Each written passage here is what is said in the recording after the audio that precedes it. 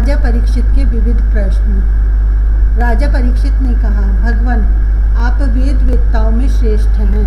मैं आपसे यह जानना चाहता हूँ कि जब ब्रह्मा जी ने निर्गुण भगवान के गुणों का वर्णन करने के लिए नारद जी को आदेश दिया, तब उन्होंने किन किन को किस रूप में उपदेश किया। एक तो अचिंत्य शक्तियों के आश्रय भगवान की कथाएं ही लोगों का परम मंगल करने वाली हैं। दूसरे, देव ऋषि नारद का सबको भगवत दर्शन कराने का स्वभाव है। अवश्य ही आप उनकी बातें मुझे सुनाइए। महाभाग्यवान शुकदेव जी, आप मुझे ऐसा उपदेश कीजिए कि मैं अपने आसक्ति रहित मन को सर्वात्मा भगवान श्री कृष्ण में तन्मय करके अपना शरीर छोड़ सकूं। जो लोग उनकी लीलाओं का श्रद्धा के साथ नित्य श्रवण और कथन करते हैं, उनके हृदय में थोड़े ही समय में भगवान प्रकट हो जाते हैं।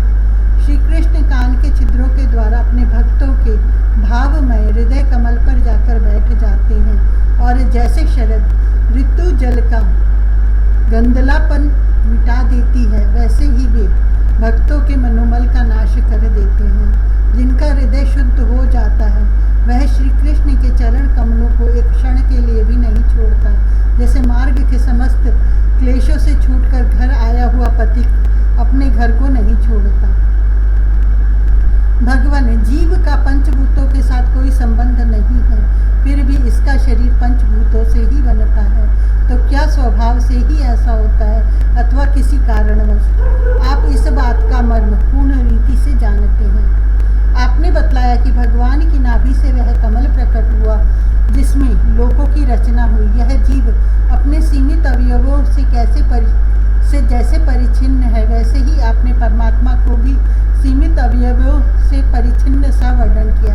यह क्या बात है? जिनकी कृपा से सर्वभूतमय ब्रह्मा जी प्राणियों की सृष्टि करते हैं, जिनके नाभि कमल से पैदा होने पर भी जिनकी कृपा से ही वे उनके रूप के दर्शन कर सके थे, वे संसार की स्थिति, उत्पत्ति और प्रलय के हेतु सर्वांतर्यामी और माया के स्वामी परम पुरुष परमात्मा अपनी माया का त्याग करके किस में किस रूप से शयन करते हैं।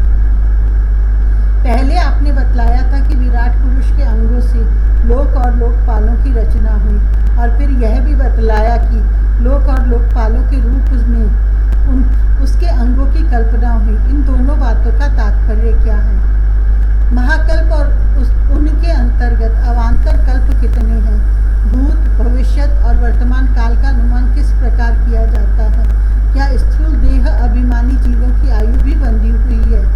ब्राह्मण श्रेष्ठ, काल की सूक्ष्म गति, त्रुटि आदि और स्थूल गति, वर्ष आदि किस प्रकार से जानी जाती हैं? विविध कर्मों से जीवों की कितनी और कैसी गतियां होती हैं?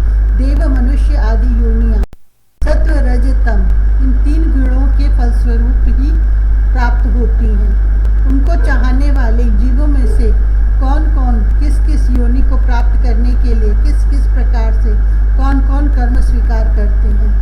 पृथ्वी, पाताल, दिशा, आकाश, ग्रह, नक्षत्र, पर्वत, नदी, समुद्र, द्वीप और उनमें रहने वाले जीवों की उत्पत्ति कैसे होती है?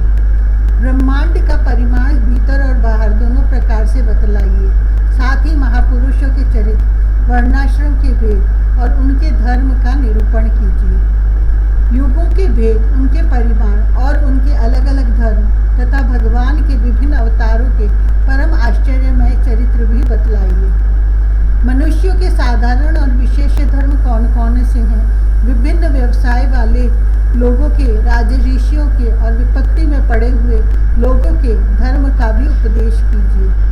तत्वों की संख्या कितनी है? उनके स्वरूप और लक्षण क्या हैं? भगवान की आराधना की और अध्यात्म योग की विधि क्या है?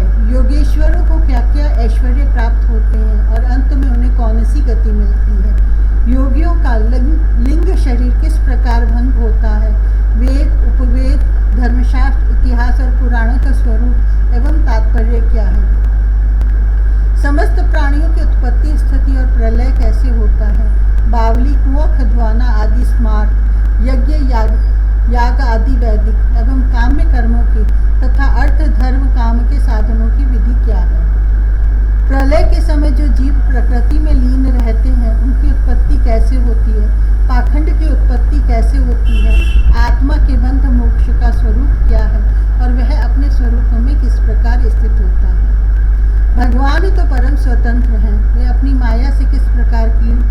क्रीड़ा करते हैं और उसे छोड़कर साक्षी के समान उदासीन कैसे हो जाते हैं। भगवान, मैं यह सब आपसे पूछ रहा हूँ, मैं आपकी शरण में हूँ। महामुनि, आप कृपा करके क्रमशः इनका तात्विक निरूपण कीजिए। इस विषय में आप स्वयंभू ब्रह्मा के समान परम प्रमाण हैं।